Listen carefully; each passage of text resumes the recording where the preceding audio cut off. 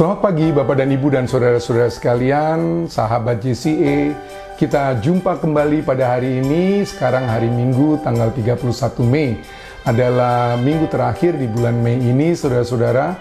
Juga sesuatu minggu yang luar biasa karena kita akan sama-sama mengikuti kebaktian pencurahan Roh Kudus, saudara-saudara. Oleh karenanya, secara khusus JCA mengundang Pastor Budi Setiawan.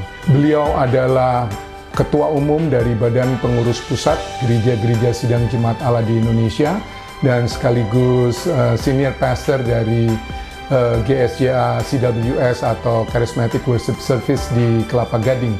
Senang kalau kami semua bisa mengundang beliau karena pasti ada satu berkat yang luar biasa, saudara-saudara. Tentu saja tidak lupa JCA Worship akan mengajak saudara dan saya memuji dan membesarkan nama Tuhan pada pagi hari ini. Saudara-saudara, untuk saudara yang baru pertama kali mengikuti kebaktian online kami, selamat datang. Kami sungguh bersuka cita boleh bersama-sama dengan saudara-saudara di sini. Dan kalau berkenan saudara-saudara, kalau saudara belum memiliki gereja setempat yang menjadi gereja di mana saudara selalu datang, saudara boleh selalu datang di gereja kami, Gereja Jakarta Central Assembly, dengan kebaktian-kebaktian online selama ini, saudara-saudara, atau sementara waktu ini, ya saudara-saudara. Baik, saudara-saudara, kita tidak akan berpanjang-panjang lagi. Saya pastikan saudara sudah memilih tempat yang enak, yang bisa mengikuti kebaktian ini dengan tentu saja menghormati hadirat Tuhan, dan saya mau pastikan kita sama-sama akan diberkati. Mari kita tundukkan kepala terlebih dahulu dan kita meminta Tuhan akan memimpin kita dari awal hingga akhir dari kebaktian hari ini. Bapa kami yang dalam sorga, kami bersuka cita karena pagi hari ini kami boleh bertemu kembali Tuhan di dalam kebaktian online dari Jakarta Central Assembly. Seberapa banyak keluarga lepas keluarga, mereka yang bersama-sama menonton atau menyaksikan atau mengikuti kebaktian ini, saudara-saudara, semua akan diberkati. Dan Tuhan, mari Tuhan, dari awal, pertengahan hingga akhir, Engkau menyertai kami. Lalu Engkau akan membuka hati dan pikiran kami. Engkau akan mengirimkan kuasa Roh Kudus, supaya kami sama-sama akan diberkati dengan luar biasa pada kesempatan saat ini. Terpujilah nama-Mu ya Tuhan. Haleluya. Amin.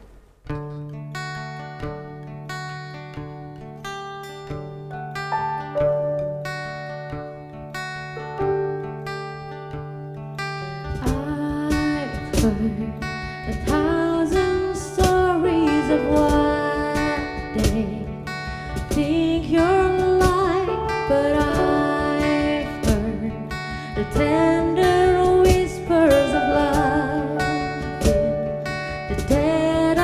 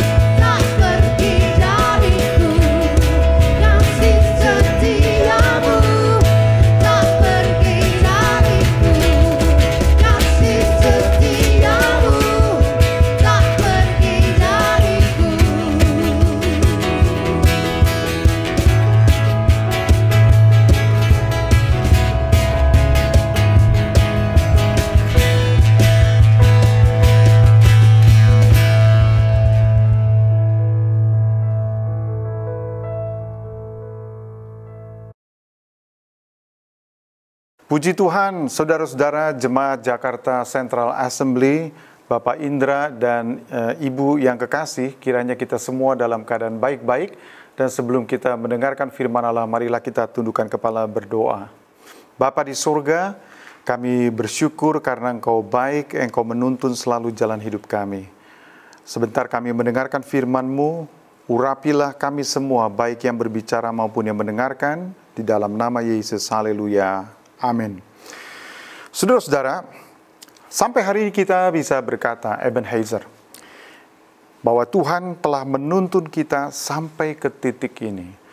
Dan kalau saya ingat perkataan firman Tuhan di dalam Yeremia pasal yang ke-31 ayat yang ketiga, yang berbunyi, dari jauh Tuhan menampakkan diri kepadanya, aku mengasihi engkau dengan kasih yang kekal, sebab itu aku melanjutkan kasih setiaku kepadamu. Saudara-saudara, hati kita pasti terhibur dengan ayat ini. Sebab tidak gampang lagi kita berpikir bahwa kita sendirian menghadapi segala tantangan ya. Nah, ketahuilah bahwa Ia menyertai kita. Dia adalah Jehovah Shammah yang artinya Tuhan hadir di situ. Sebab itulah pengharapan dan kenyataan dari iman kita bahwa Yesus hadir di setiap musim kehidupan kita. Dan kita tiba di hari ini 10 hari sejak Yesus terangkat ke sorga, diperingati sebagai hari Pentakosta, dicurahkannya Roh Kudus di loteng Yerusalem. Dan saudara-saudara, bukan hanya tentang pencurahan Roh Kudus atau janji Bapa yang mewarnai pengalaman orang percaya pada masa itu sampai kepada hari ini, tetapi Pentakosta bagi kita adalah permulaan pekabaran Injil di berbagai tempat sampai ke Eropa. Yang kedua, saudara-saudara, pengikut Kristus yang perkumpulannya menjadi sangat dinamis, menarik perhatian dan penuh dengan kuasa Tuhan.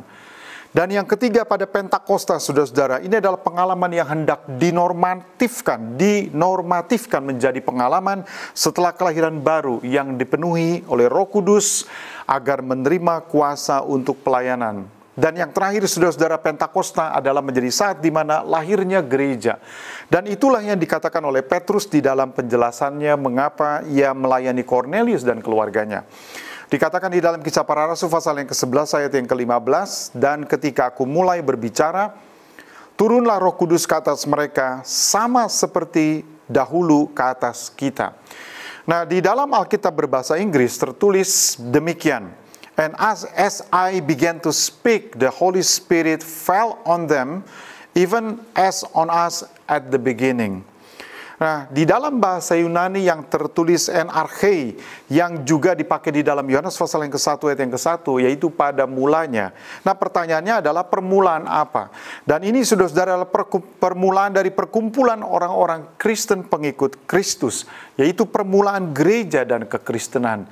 Inilah yang kita sebut sebagai lahirnya gereja, yang juga dikatakan oleh Yesus di dalam Matius 16 ayat 18, dan aku pun berkata kepadamu, engkau adalah Petrus, dan di atas batu karang ini aku akan mendirikan jemaatku, dan alam maut tidak akan menguasainya. Amin, saudara-saudara.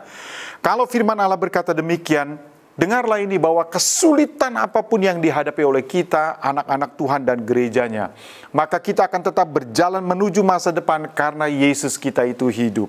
Saudara-saudara, itulah yang kita syukuri pada hari-hari ini. Kita berterima kasih kepada Tuhan karena dengan Tuhan Yesus hidup dan Roh-Nya diberikan kepada kita, maka gerejanya akan terus menuju masa depan.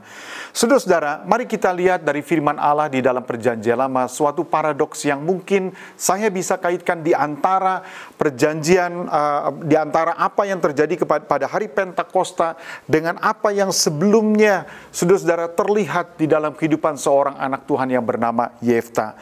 Kita sebut sebagai paradoks Yefta. Saudara-saudara, kalau saudara melihat di dalam Hakim-Hakim pasal yang ke-11 ayat yang ke-29 sampai ayat 31, firman Allah berkata begini. Lalu roh Tuhan menghinggapi Yefta. Ia berjalan melalui daerah Gilead dan daerah Manasye. Kemudian melalui Mispa di Gilead, dan dari Mispa di Gilead ia berjalan terus ke daerah Bani Amon. Lalu bernasarlah Yefta kepada Tuhan, katanya, jika engkau sungguh-sungguh menyerahkan Bani Amon itu ke dalam tanganku, maka apa yang keluar dari pintu rumah menerimaku untuk menemui aku. Pada waktu aku kembali dengan selamat dari Bani Amon, itu akan menjadi kepunyaan Tuhan dan aku akan mempersembahkannya sebagai korban bakaran. Jika ada bagian kitab Hakim-Hakim yang agak membingungkan penafsir Alkitab selama ini, bagian itu adalah cerita tentang Yefta.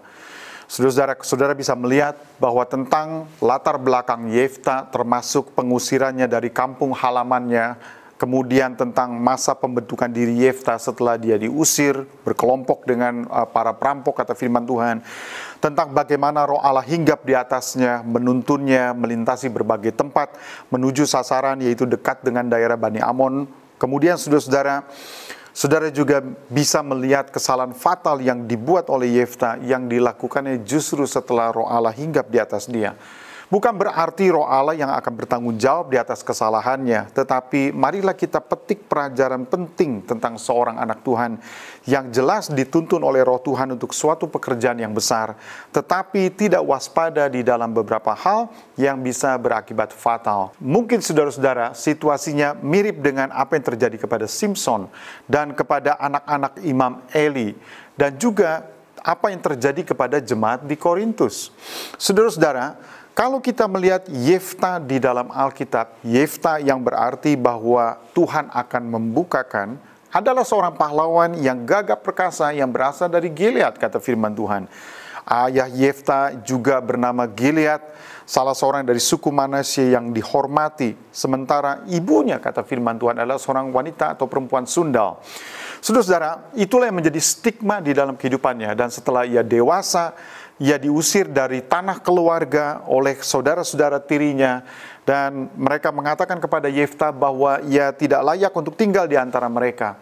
Lalu Yefta berdiam di tanah Tob dan hidup dengan para perampok, kata firman Allah. Saudara-saudara, sampai di sini marilah kita kenali beberapa jalan Tuhan yang bisa juga terjadi kepada kita. Yefta dibentuk dengan jalan yang mirip dengan sinetron modern. Ia tidak memilih untuk lahir dari seorang wanita yang tidak baik. Itu sudah jelas, saudara-saudara. Itu adalah cacat seumur hidup yang dibawa oleh seseorang yang sepanjang hidupnya dia bergumul, saudara-saudara, untuk lepas dari itu semua.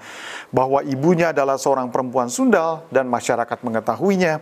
Saudara-saudara, perjuangan hidupnya menjadikannya seorang yang ingin melawan nasib yang dipersepsikan orang kepada dirinya. Dan katakanlah ia menjadi seorang yang mirip perjuangannya dengan Robin Hood pada abad pertengahan. Saudara-saudara, lihatlah bagaimana ia tahu tentang kemufakatan orang-orang Gilead, tentang orang yang akan diangkat menjadi pemimpin di Gilead. Ya, Hakim-Hakim pasal yang ke-10 ayat 18 berkata, maka para pemimpin bangsa di Gilead berkata seorang kepada yang lain, siapakah orang yang berani memulai peperangan melawan Bani Amon itu? Dialah yang harus menjadi kepala atas seluruh penduduk Gilead. Dan semua hal ini, saudara-saudara, diketahui oleh Yefta. Jadi ia menolak sekedar untuk diangkat menjadi panglima pasukan Gilead pada waktu dia ditawarkan tugas tersebut. Saudara-saudara, Yefta juga bergabung bersama dengan para perampok, mungkin menjadi kepala mafia atau gangster pada masa itu. Tetapi herannya ada satu hal yang tidak bisa dilupakannya, yaitu dia masih konsultasi dengan Tuhan dan membawa segala sesuatunya kepada Tuhan. Itu yang dikatakan di dalam ayatnya yang ke-11. Tetapi Yefta membawa seluruh perkaranya itu ke hadapan Tuhan di Mizpah. Saudara-saudara, memang situasi ini adalah situasi yang agak aneh. Bahwa seperti Sakius di dalam firman Allah disebutkan, ya, dia ada seorang pemungut cukai tetapi ingin melihat Yesus dan ditanggapi juga oleh Yesus. Jadi saudara-saudara lihat, ada beberapa hal yang kita dapat kategorikan sebagai misteri dari kasih karunia Allah.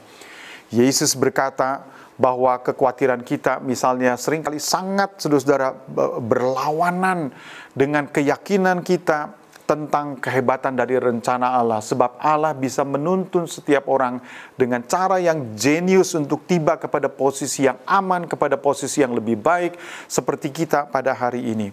Itu yang dikatakan di dalam Matius pasal yang ke-6, ayat yang ke-28-30. Dan mengapa kamu khawatir akan pakaian? Perhatikanlah bunga bakung di ladang yang tumbuh tanpa bekerja dan tanpa memintal. Namun aku berkata kepadamu, Salomo dalam segala kemegahannya pun tidak berpakaian seindah salah satu dari bunga itu. Jadi, jika demikian Allah mendandani rumput di ladang yang hari ini ada dan besok dibuang ke dalam api, tidakkah Ia akan terlebih lagi mendandani kamu, hai orang yang kurang percaya? Saudara-saudara, lihat di sini bahwa Yesus Yesus mengerti bahwa kekhawatiran orang kadang-kadang begitu rupa, begitu kuatnya, sampai-sampai mengingkari keyakinan dia tentang cara Allah menuntun dan menyelamatkan seseorang. Saudara-saudara, saudara juga bisa melihat di dalam peristiwa Yefta ini, di mana Yefta menjalankan sebuah diplomasi sebagai jalan terakhir sebelum berperang melawan Bani Amon. Dan kelihatannya saudara-saudara, langkah yang diambilnya menjadi langkah yang beradab, yang mungkin tidak kelihatan di dalam pemimpin-pemimpin lain sebelumnya.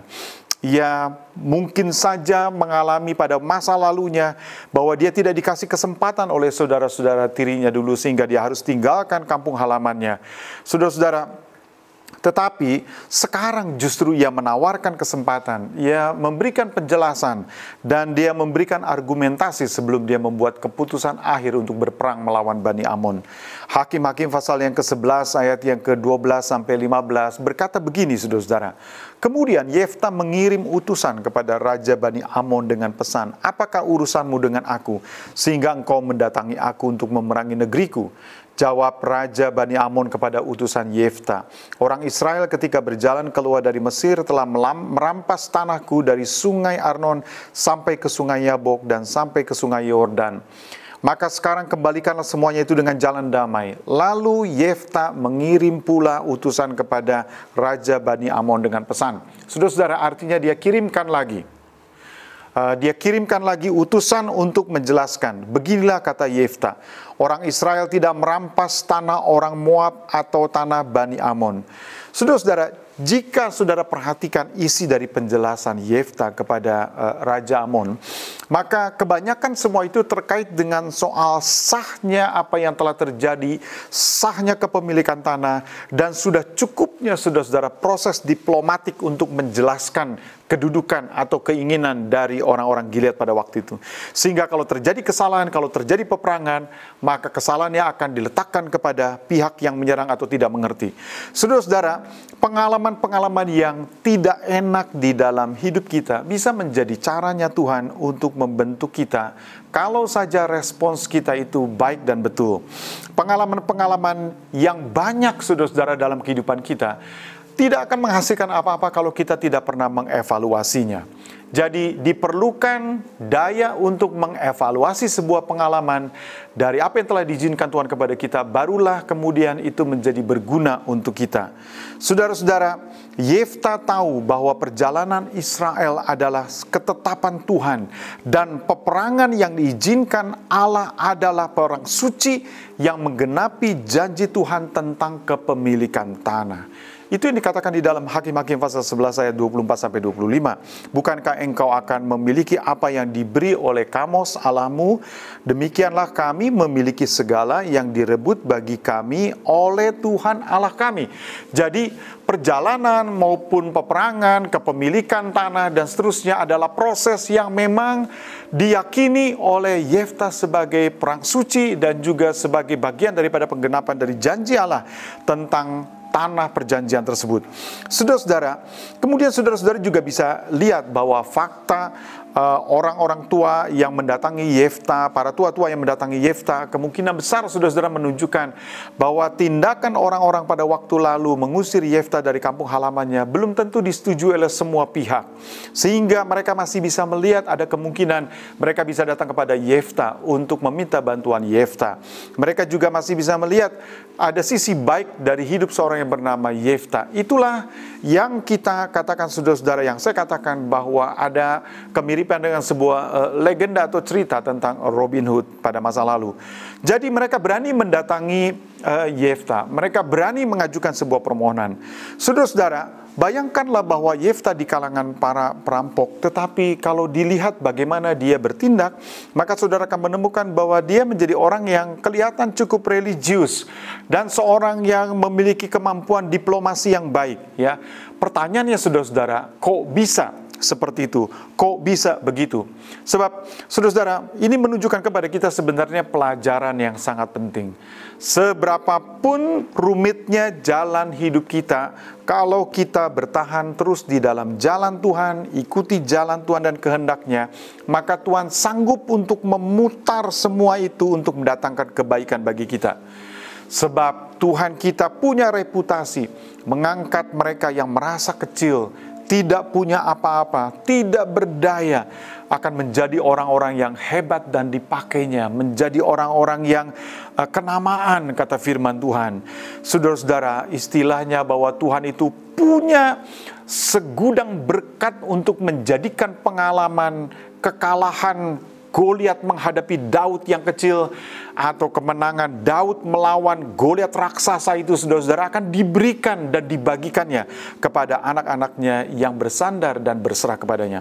Saudara-saudara, firman Tuhan juga mengajari kepada kita semua melalui hikmat yang muncul dari pengalaman Yefta di sini, saudara-saudara. Waktu kita itu kaya dan berkelebihan, janganlah kita menjadi orang yang takabur. Tetapi pada waktu kita susah hidup kita, janganlah kita menjadi orang yang brutal. Tetaplah kendalikan diri, sama seperti Yefta bisa mengendalikan dirinya pada waktu itu, saudara-saudara. Seperti Daud barangkali di depan goa di padang gurun En-Gedi. Sekalipun, saudara-saudara, anak buahnya berkata, "Daud, bukankah ini adalah kesempatan yang diberikan oleh Tuhan kepadamu untuk membunuh orang yang mengejar-ngejarmu sepanjang hidupmu?" Saudara-saudara, tetapi Daud masih bisa mengendalikan dirinya dengan mengatakan bahwa dia tidak akan menyentuh orang yang telah diurapi oleh Tuhan. Saudara-saudara, Daud masih bisa mengendalikan situasi hatinya pada waktu itu. Dan dalam keadaan apapun juga, seorang anak Tuhan yang dapat mengendalikan diri dan hatinya akan menjadi orang yang diberkati oleh Tuhan. Saudara-saudara, kalau kita lihat juga seberapa populerkah nama Yefta di dalam Alkitab. Kita lihat, saudara-saudara, ayat yang penting ini yang telah diletakkan di tengah-tengah jalan cerita tentang Yefta, yaitu ketika firman Allah berkata, Roh Tuhan menghinggapi Yefta. Saudara-saudara, Yefta disebut di dalam Alkitab sebagai salah satu pahlawan iman. Itu ada di dalam kitab Ibrani. Artinya, sampai kepada zaman Perjanjian Baru, persepsi masyarakat pada waktu itu tentang Yefta adalah masih positif. Semua prestasi besarnya dikaitkan dengan pekerjaan Roh Allah di atasnya. Dan saudara-saudara, namanya juga disebut ketika Nabi Samuel mengatakan bahwa Allah telah mengutus beberapa orang untuk melepaskan umatnya pada masa lalu dari tangan musuh-musuh mereka. Nama Yefta disebut di situ. Artinya Nabi Samuel, saudara-saudara, memberikan persepsi yang positif tentang Yefta. Jadi saudara-saudara, kelihatannya pada awal-awal dalam sejarah Yahudi, kelihatan persepsi orang masih positif terhadap Yefta. Ya, seperti saya katakan bahwa baik Nabi Samuel, kemudian dalam Perjanjian Baru juga kitab Ibrani, ya, sisi positif Yefta itu yang ditonjolkan. Tetapi saudara-saudara, semakin hari belakangan tulisan para nabi, para rabi Yahudi itu semakin sinis terhadap Yefta, terutama setelah kisah tentang putrinya yang terperangkap di dalam nazar ayahnya itu semakin ditonjolkan. Dan bagaimana Yefta kemudian menyalahkan putrinya atas kejadian tersebut. Saudara-saudara, apakah Yefta benar-benar mengorbankan putrinya seperti janjinya bahwa yang keluar pertama kali dari rumahnya setelah dia kembali dengan aman dari peperangan dengan Bani Amon, maka itu akan dipersembahkan kepada Tuhan dan akan dikorbankan sebagai korban bakaran. Saudara-saudara, apakah benar-benar terjadi? Nah, kebanyakan kita dewasa ini pastilah menolak penafsiran bahwa akhir hidup putrinya itu memang benar-benar dikorbankan oleh ayahnya sebagai korban bakaran. Karena mengingat hal itu, saudara-saudara, memang ditolak di dalam Perjanjian Lama, dalam pengertian bahwa korban manusia itu ditolak oleh Tuhan. Menjadikan manusia sebagai korban itu disebut oleh firman Allah sebagai detestable, ya, menjijikan, kata firman Allah. Jadi rasanya tidak mungkin kalau akhir dari kehidupan putri Yefta itu menjadi korban bakaran. Saudara-saudara, walaupun mungkin konsensus dari hermeneutika pada masa lalu mengatakan bahwa memang putrinya itu dikorbankan dan bukan berakhir sebagai seorang wanita yang menyepi, menyendiri, dan berbakti kepada Tuhan. Tetapi saudara-saudara, rasanya tidak mungkin catatan Alkitab memberikan tekanan tertentu waktu Alkitab berkata, jadi gadis itu tidak pernah mengenal laki-laki. Sebab kalau catatan itu diberikan saudara-saudara, sedangkan dia dikorbankan, maka semua keterangan itu menjadi tidak relevan lagi. Saudara-saudara, bahkan firman Allah juga memberikan sindiran di dalam kitab Yeremia pasalnya yang ke-8 ayat 22 yang sebentar akan saya bacakan kepada kita semua. Sebab sindiran itu diberikan 600 tahun setelah zaman dan masanya Yefta. Allah mengkritisi yang dilakukan oleh Yefta.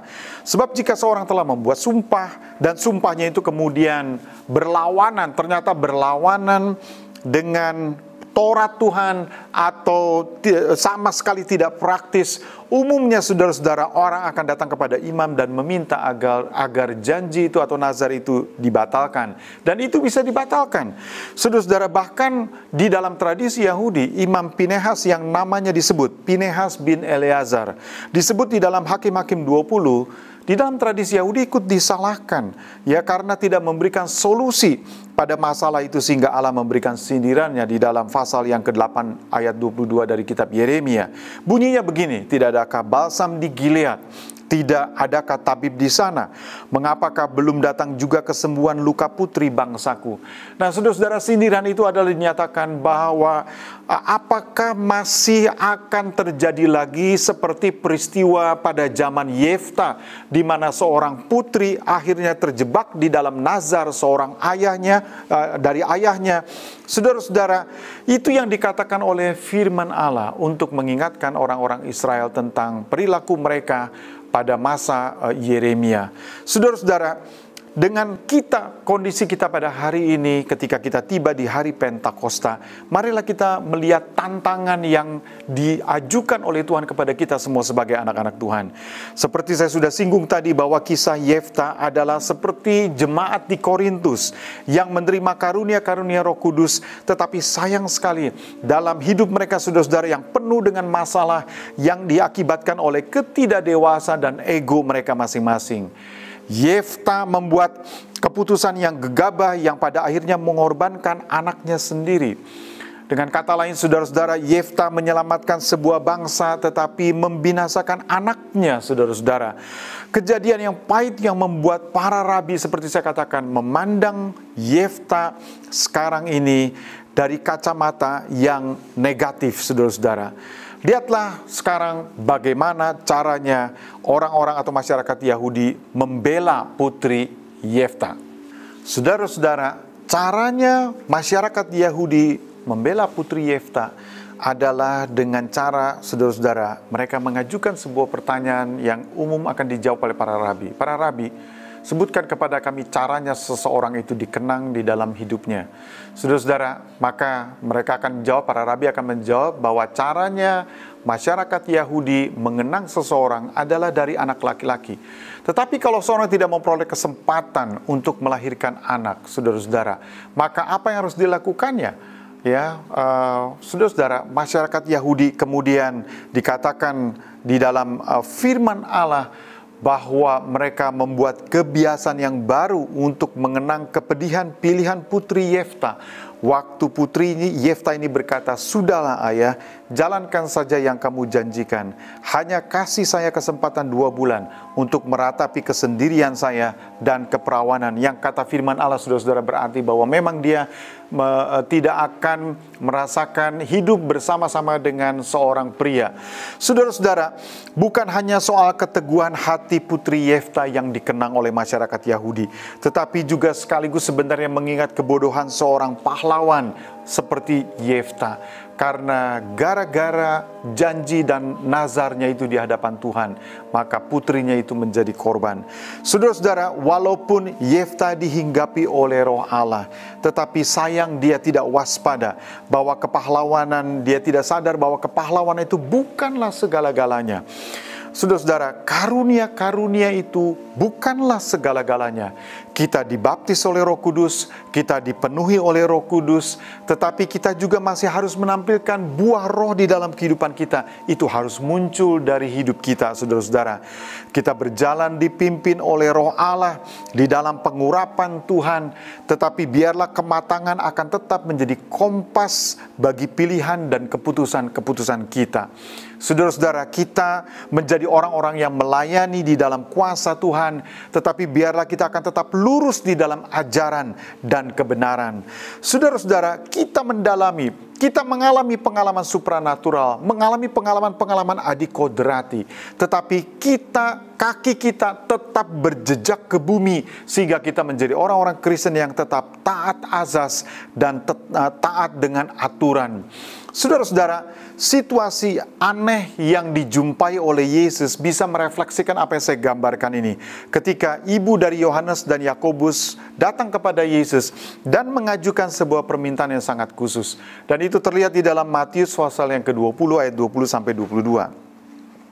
Maka datanglah ibu anak-anak Zebedeus serta anak-anaknya itu kepada Yesus, lalu sujud di hadapannya untuk meminta sesuatu kepadanya.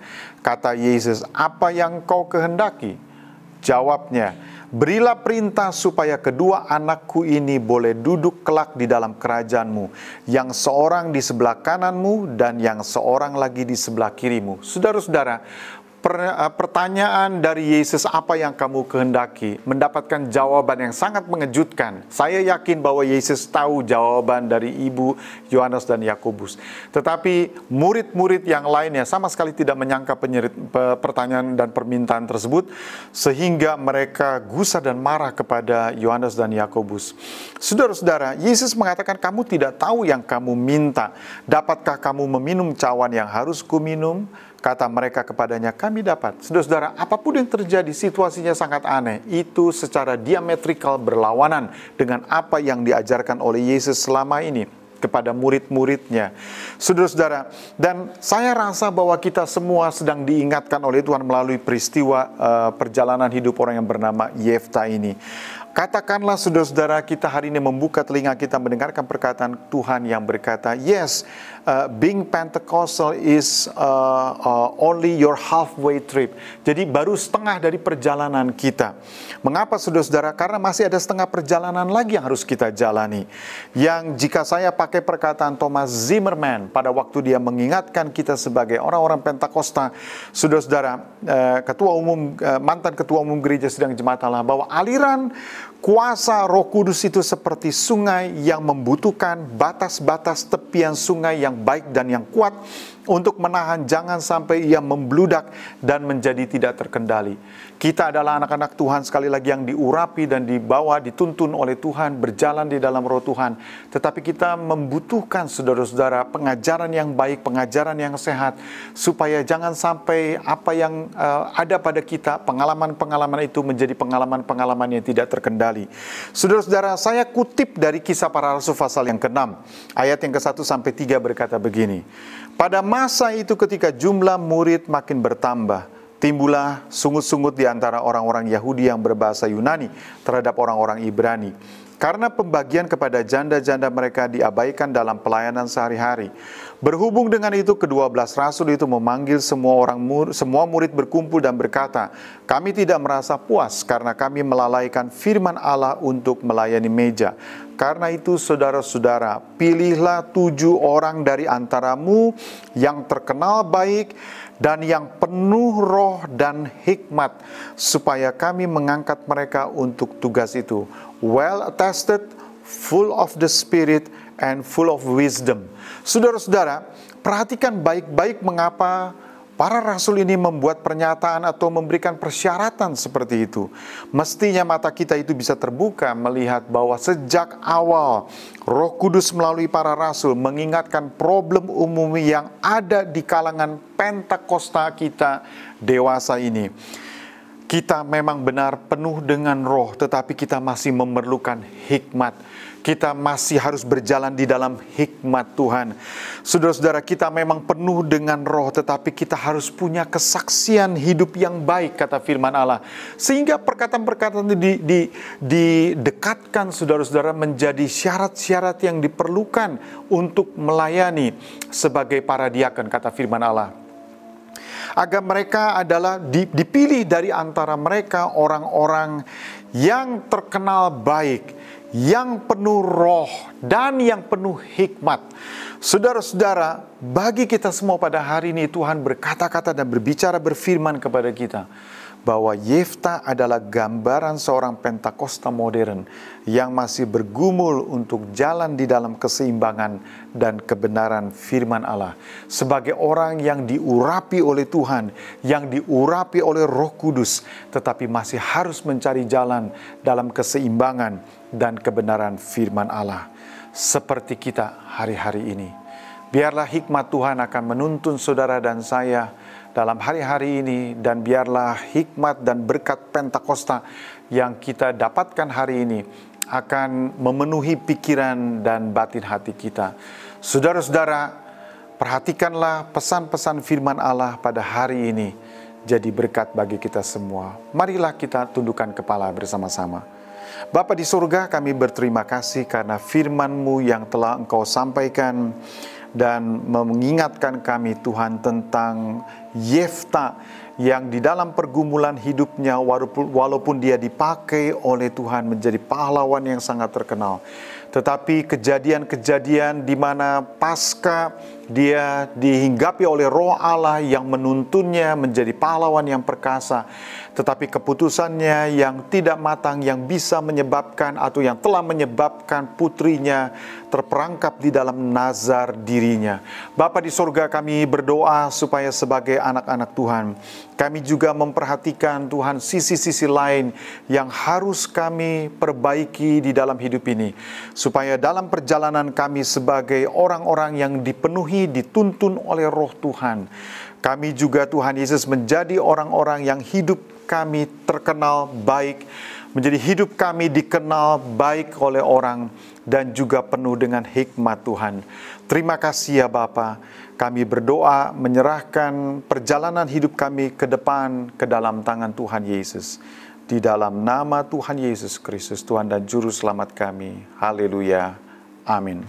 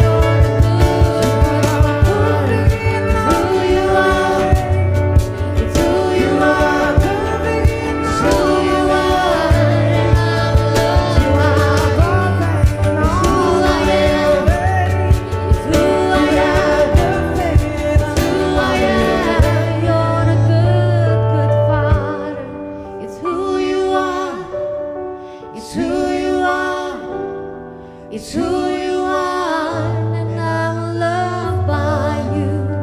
It's who I am. It's who I am. It's who I am.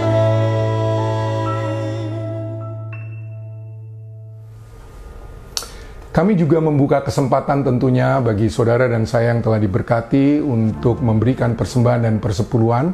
Dan memang tidak ada kolektor yang diedarkan, tetapi kami ada nomor rekening yang saudara bisa catat dan saudara bisa berikan persembahan dan persepuluhan saudara-saudara, kolektor saudara-saudara sekalian di sana. Firman Tuhan mengatakan seperti ini, saudara-saudara.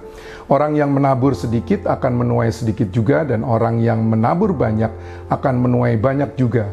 Hendaklah masing-masing memberikan menurut kerelaan hatinya, jangan dengan sedih hati atau dengan karena terpaksa, sebab Allah mengasihi orang yang memberi dengan sukacita. Mari kita berdoa terlebih dahulu, saudara-saudara, mengangkat persembahan kita supaya persembahan ini dapat melebarkan kerajaan Tuhan melalui JCA. Bapa kami yang dalam sorga, seberapa banyak Engkau memberkati kami Tuhan, kami ingin kembalikan itu dengan rasa syukur untuk dipakai kembali ya Tuhan Yesus untuk kelebaran kerajaan-Mu. Hamba berdoa Tuhan, Engkau akan memberkati semua kami ya Tuhan yang telah memberikan dengan rasa syukur lipat kali ganda ya Tuhan Yesus. Karena kami tahu Tuhan, Engkau senantiasa akan menyertai kami dan memberkati kami. Terima kasih Tuhan, di dalam nama Yesus Kristus kami telah berdoa dan memberikan persembahan ini kepadamu. Haleluya. Amin.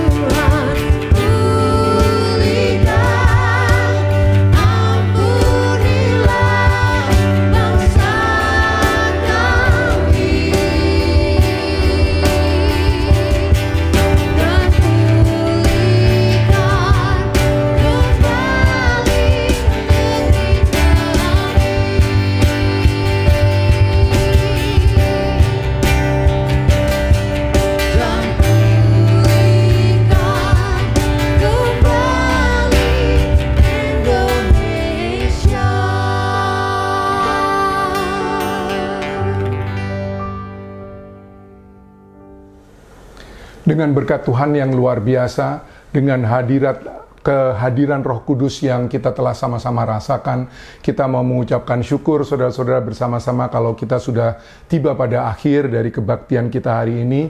Tentu saja saya ingin mengucapkan terima kasih dan rasa syukur yang begitu mendalam kepada Pastor Budi Setiawan yang telah berkenan mengajak kita belajar lagi dan juga merasakan bagaimana kuasa Roh Kudus terjadi, saudara-saudara. Demikian juga dengan teman-teman dari JCA Worship. Mari saudara-saudara, terimalah berkat yang daripada Tuhan, dan kami percaya saudara akan terus bersama-sama dengan keluarga diberkati, sementara saudara akan menikmati hari Minggu ini. Bapa dalam sorga, Yesus Kristus, Roh Kudus, terima kasih untuk kebaikan-Mu. Terima kasih kalau Engkau telah memimpin kami sampai dengan akhir dari kebaktian kami hari ini. Kami berdoa Tuhan untuk Bapak Pendeta Budi Setiawan yang telah memberikan firman Tuhan, menyampaikan firman Tuhan kepada kami semua. Engkau memberkati pelayanannya, Engkau memberkati keluarganya ya Tuhan Yesus, bahkan Engkau memberkati kepemimpinannya yang dia lakukan sebagai Ketua Umum dari Badan Pengurus Pusat GSJ. Engkau akan terus memakai dia lebih heran lagi ya Tuhan. Demikian juga dengan seluruh jemaat yang hari ini telah mengikuti kebaktian kami. Kiranya Engkau memberkati mereka semua.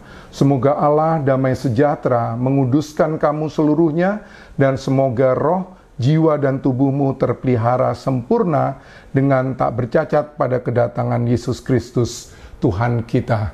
Kiranya kasih karunia Allah Bapa di sorga, cinta kasih Yesus Kristus, dan kuasa Roh Kudus menyertai saudara dan saya dari hari ini sampai selama-lamanya. Haleluya. Amin. Selamat siang saudara-saudara, selamat sore untuk saudara yang mengikuti sore hari ini.